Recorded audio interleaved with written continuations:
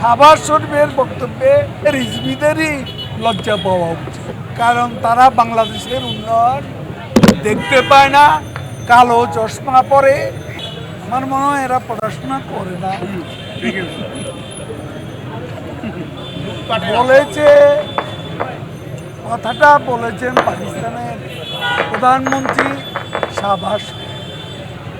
পাকিস্তানের সঙ্গে তো প্রীতি তাদের, বন্ধুত্ব তাদের।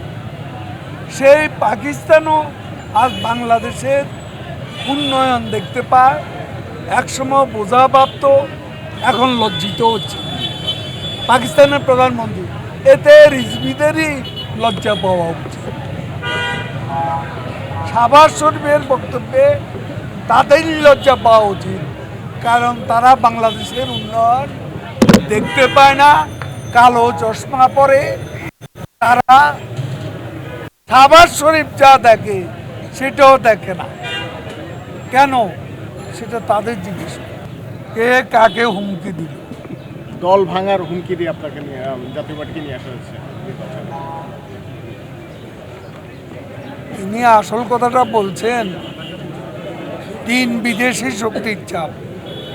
সে চাপটা তিনি অনুভব করেছেন কিনা আমরা জানি না, কারণ তাদের জন্ম তো বন্দুকের নল থেকে। তারা গণতন্ত্রের মধ্য দিয়ে আসেন। বাংলাদেশে 42% লোক ভোট দিয়েছে। ভোটের দিন খুন খারাপি কোনো কিছুই হয়, ফ্রি অ্যান্ড ফেয়ার ইলেকশন হয়েছে।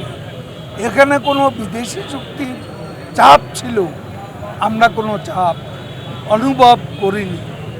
তিনি কোন কারণে, কার চাপে ইলেকশনে এসেছেন সেটা তাকেই পরিষ্কার করে বলতে হবে। Thank you.